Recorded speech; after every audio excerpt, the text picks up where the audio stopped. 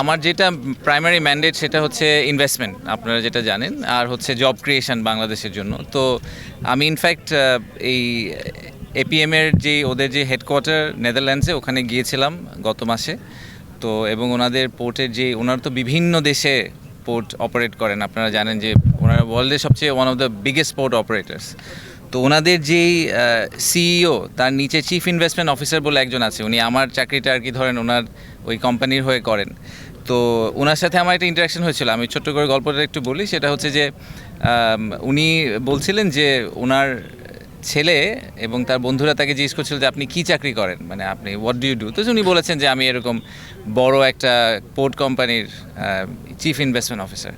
তো এইটা তো আমাদের জেনজির জন্য এটা ইম্পর্টেন্ট না যে আপনি একটা পোর্ট কোম্পানির বড় অফিসার। তো বলছে যে না, তবে আপনি অ্যাকচুয়ালি মানুষের জন্য কী করেন। তো ওইটার এক্সাম্পল হিসাবে ওনারা এত 60টার উপরে দেশে অপারেট করেন, কিন্তু এই সব কিছুর পরে বাংলাদেশে ওনারা এখনও শুরু করেননি। কিন্তু উনি এক্সাম্পল দিয়েছেন বাংলাদেশের। উনি এক্সাম্পলটা দিয়েছেন যে যখন আমরা বাংলাদেশে একটা পোর্ট করার চেষ্টা করছি, এবং সেই পোর্টটা যখন আমি করতে পারবো, যখন আমরা এটা করব, তখন আমরা শুধুমাত্র এটা জাস্ট নট আ পোর্ট, এটা বাংলাদেশের মানুষের হাজার হাজার মানুষের কর্মসংস্থান, তাদের টোটাল ইকোনমির যে ডেভেলপমেন্ট, এই পুরোটাতে একটা এক্সেপশনাল ভূমিকা রাখবে। সো হয়তো ভবিষ্যতের জেনারেশনের পর জেনারেশন এই পোর্টের কারণে নতুনভাবে চাকরি পাবে, তাদের বাচ্চারা এডুকেশনে যাবে। So this is one journey, যেই জার্নির ভিতর আমরা যারা পার্ট হতে পাওয়ার সুযোগ পাচ্ছি, আমরা we are becoming part of history. So আমাদের একটা হিস্ট্রি তৈরি করার সুযোগ আছে। আমরা সব সময় বলি যে বাংলাদেশের কিন্তু প্রায় 50% পপুলেশন হচ্ছে গিয়ে 25 বছরের নিচে বয়স, তাই না? সো এটা এত ইউনিক, আপনি পৃথিবীর আর কোনো দেশে এই পপুলেশন পাবেন না। তো তাদের ভবিষ্যৎ যে যে ভালো হবে সেটাকে এনশিওর করার কিন্তু একমাত্র উপায় হচ্ছে আমাদের দেশকে একটা ম্যানুফ্যাকচারিং হাব করা, এবং সেটার জন্য port capacity is very important. তো আমার সাথে ওনাদের যে কথা হয়েছে, সেখানে প্রাইমারি যেটা ওনাদের অ্যাসেসমেন্ট, সেটা হচ্ছে যে এখানে এই পোর্টটা করতে, এটা একটা obviously state of the art এবং গ্রিন একটা পোর্ট হবে, এবং এই গ্রিন পোর্টটা করতে ওনাদের রাফলি $800 মিলিয়ন মতো লাগবে। এই পুরাটাই এফডিআই হিসাবে বাংলাদেশে আসবে, এখানে কিন্তু সরকার কোনো 1 টাকাও দিচ্ছে না, এবং পুরাটাই ওনারা বিদেশ থেকে ফরেন ডিরেক্ট ইনভেস্টমেন্ট হিসেবে আনবে। কনটেক্সট হিসেবে বলি, আপনারা জানেন যে বাংলাদেশের এফডিআই নাম্বারটা কিন্তু খুবই ছোট। আমাদের যেটা জেনুইন ট্রু এফডিআই, যেটাকে আমরা বলি যে একুইটি হিসেবে যে নাম্বারটা ঢোকে, সেই নাম্বারটা কিন্তু প্রতি বছরই আমাদের 400, 500, 600, 700 মিলিয়নের বেশি আসে না। তো এই একটা প্রজেক্টে যদি আমাদের $800 মিলিয়ন এফডিআই আসে, এবং এপিএমের মতো একটা ভালো কোম্পানি থাকে, সেটা আমাদের দেশের ইকোনমির জন্য এবং ওভারঅল আমাদের ফাইন্যান্সিয়াল হেলথের জন্য is very very crucial. So আমরা এই জন্য সরকার থেকে চেষ্টা করছি যে আমাদের লং টার্ম ভিশন বা অ্যাম্বিশনের সাথে এটা aligned. At the same time এই কোম্পানিটা গ্লোবালি খুবই ওয়েল রেপুটেড, তাদের অপারেশনাল এক্সপিরিয়েন্সও খুব ভালো, তারা ওই নলেজটা নিয়ে আসবে, তারা গ্রিন পোর্টের কনসেপ্ট নিয়ে আসবে বাংলাদেশে, এবং আমাদের আশা হচ্ছে যে এর মাধ্যমে অনেক মানুষের কর্মসংস্থান হবে, এবং অ্যাট দ্য সেম টাইম আমাদের যে ওভারঅল এফডিআই নাম্বারটা, সেই নাম্বারটাতে একটা সিগনিফিক্যান্ট স্পাইক হবে। সো এই কারণে আমরা আর কি এই প্রজেক্টটাকে খুবই সিরিয়াসলি, খুবই ডেডিকেটেডলি ট্র্যাক করার চেষ্টা করছি। বিরা থেকে ট্র্যাক করার মূল কারণ হচ্ছে ইনভেস্টমেন্টের পিসটাতে। সো আপনারা প্রায়ই দেখবেন যে আমরা হয়তো এটা নিয়ে কথাবার্তা বলবো, কারণ আমরা ওনাদের সাথে খুব কাছাকাছি একসাথে কাজ করার চেষ্টা করছি। যেহেতু আমাদের এই পুরা লং টার্ম অ্যাম্বিশন যেটা, যে বাংলাদেশকে আমরা গ্লোবাল ফ্যাক্টরি বানাতে চাই, প্রাইমারি ফ্যাক্টর কিন্তু হচ্ছে, বা সবচেয়ে বড় ইনগ্রেডিয়েন্ট হচ্ছে পোর্ট ক্যাপাসিটি। পোর্ট ক্যাপাসিটি না থাকলে আপনি কিছু করতে পারবেন না, এটা তো আমরা সবাই জেনারেলি এগ্রিড। এবং যেহেতু আমাদের পোর্ট ক্যাপাসিটি লিমিটেড, আমাদের পোর্ট ক্যাপাসিটি কিন্তু শুনে মনে হয় যে আমরা 6 গুণ করে ফেলবো, বাট সেই 6 গুণ করার পরেও আমরা ভিয়েতনামের ধারের কাছেও যাব না। ভিয়েতনামে টোটাল 44 পোর্টস, আমাদের এখানে হবে হচ্ছে গিয়ে 5টা বা 6টা পোর্ট, রাইট? মাতারবাড়ি ধরে যদি আপনি হিসাব করেন, মংলা ধরে হিসাব করেন। সো পোর্ট ক্যাপাসিটি আমাদের স্টিল লিমিটেড। তো এই লিমিটেড পোর্ট ক্যাপাসিটিতে আমাদেরকে মোস্ট এফিশিয়েন্ট এবং বেস্ট ওয়েতে পোর্ট ম্যানেজ করতে হবে। তো বেস্ট ওয়েতে পোর্ট ম্যানেজ আপনি কীভাবে করবেন? বেস্ট অর্গানাইজেশন দিয়ে করাবেন, রাইট? তো ওয়ার্ল্ডের যারা টপ পোর্ট অপারেটর, তাদেরকে আনার আমাদের মূল উদ্দেশ্য হচ্ছে যে আমাদের যেহেতু আমাদের ল্যান্ড লিমিটেড, আমাদের ক্যাপাসিটি লিমিটেড, সেই লিমিটেড ক্যাপাসিটিকে যাতে আমরা বেস্ট ইউটিলাইজ করতে পারি, ঠিক আছে?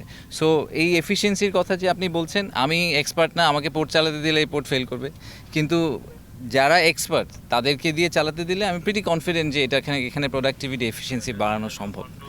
আর নিরাপত্তার ব্যাপার আপনি যেটা বললেন, দেখেন আমাদের নেইবারিং কান্ট্রি ইন্ডিয়া, পাকিস্তানের কথা যদি বলি, এই সবাই অনেকে ডিপি ওয়ার্ল্ড নিয়ে অনেক কথা বলে। ডিপি ওয়ার্ল্ড ইন্ডিয়াতে 5টা 5টা পোর্ট চালায়, পাকিস্তানে একটা পোর্ট চালায়, আরও তারা 60টা 70টা দেশে পোর্ট চালায়। In fact majority of the global port operators তারা তাদের নিজেদের দেশে হয়তো 1-2টা পোর্ট চালায়, কিন্তু গ্লোবালি তারা আরও 60-70টা দেশে পোর্ট চালায়। তো কারোই সিকিউরিটি কনসার্ন হয় না, আমাদেরই খালি সিকিউরিটি কনসার্ন হয়ে যায়। এটা দ্যাটস আনফর্চুনেট। আমার মনে হয় যে I have a lot of trust in Bangladesh navy. আমি শিওর যে ওনারা জানেন যে ওনাদের আমাদের যে নেভাল সিকিউরিটি বলেন বা ম্যারিটাইম সিকিউরিটি, ওটা কীভাবে ওনাদেরকে হ্যান্ডেল করতে হবে। ওনারা তো আমাদের সমুদ্র পাহারা দিচ্ছেন এবং খুব ভালোভাবেই দিচ্ছেন এবং খুবই লিমিটেড নাম্বার অফ ভেসেলস দিয়ে করছেন। সো আমি প্রিটি শিওর যে দেশের ন্যাশনাল ইন্টারেস্ট, কমার্শিয়াল ইন্টারেস্ট ওনাদের পক্ষে ম্যানেজ করা খুবই সম্ভব হবে এবং ওরা ওটা খুব ভালোভাবে করতে পারবেন। সো আমি এটা নিয়ে একেবারেই বলেন না।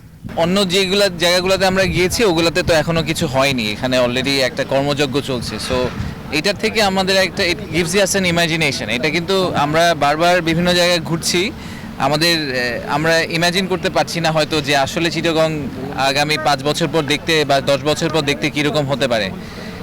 একটা জিনিস একটু মাথায় রাখতে হবে যে এই বাংলাদেশের ফুল অ্যাম্বিশনটার মধ্যমণি হচ্ছে চট্টগ্রাম। হ্যাঁ, আমাদের যেটাকে আপনি মাস্টার প্ল্যান বলেন, অ্যাম্বিশন বলেন, যাই বলেন, আমরা বাংলাদেশকে যেখানে নিয়ে যাওয়ার কথা ইকোনমিক্যালি চিন্তা করছি, সেটার সবচেয়ে সেন্টার পিস হচ্ছে গিয়ে চট্টগ্রাম। এবং চট্টগ্রামের এই সেন্টার পিসটার একটা অংশ আমরা এখানে দেখতে পাচ্ছি। এই পোর্টটা আরও এফিশিয়েন্ট হবে, সাথে আরও অনেকগুলো পোর্ট দাঁড়িয়ে যাবে, and Chittagong will become basically the true commercial hub, যেটা আমরা সবসময় বলে আসছি যে ঢাকা হচ্ছে গিয়ে পলিটিক্যাল ক্যাপিটাল, ঢাকা হচ্ছে গিয়ে আমাদের ফাইন্যান্সিয়াল ক্যাপিটাল, বাট আমাদের কমার্শিয়াল ক্যাপিটাল সেটা হবে চট্টগ্রাম, এবং এই ট্রেডের কারণেই হবে।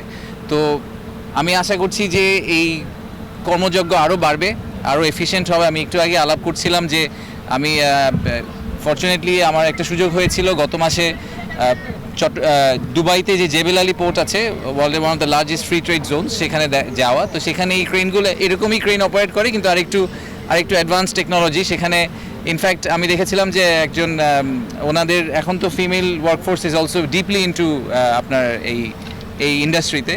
তো ওখানে পোর্ট অপারেটর যারা ওনারা একটা কন্ট্রোল রুমে বসেন, ওটা আসলে এখানে না, ওই ক্রেন অপারেটররা বসেন ভিতরে একটা অফিস রুমে, ওখানে জয়স্টিকের মতো করে ওনারা। এবং ইনফ্যাক্ট আমার সাথে যার দেখা হয়েছিল উনি একজন ভদ্র মহিলা, তো উনি এই ক্রেন অপারেট করেন।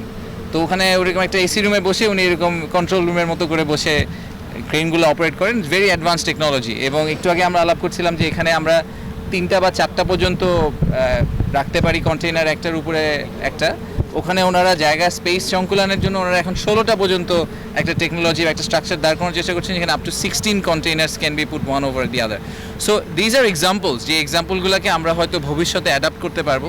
আমাদের এখানে জব ক্রিয়েশন, যেটা আমাদের অ্যাবসলিউটলি মূল মন্ত্র, মানে টোটাল কত টাকা এফডিআই আসলো চিন্তা করার কোনো দরকার নেই। I think it's a secondary issue. Primary issue হচ্ছে যে আমরা কত নতুন জব ক্রিয়েট করতে পারলাম আমাদের দেশের মানুষের জন্য, স্পেশালি চিটাগংয়ের জন্য। সো আমাদের আশা হচ্ছে যে as we move very fast, কারণ এটা আসলে ইকোনমিক ডেভেলপমেন্ট সব গভর্নমেন্টেরই প্রাইমারি এজেন্ডা হওয়া উচিত বাংলাদেশে। তো এই ইকোনমিক ডেভেলপমেন্টের জন্য এই টার্মিনালগুলোকে আমরা যত বেটার, যত এফিশিয়েন্ট, যত ওয়ার্ল্ড ক্লাস করতে পারবো, তত আমাদের ওভারঅল ব্যবসা পরিস্থিতির জন্য অনেক বড় একটা কন্ট্রিবিউশন তারা করতে পারবে।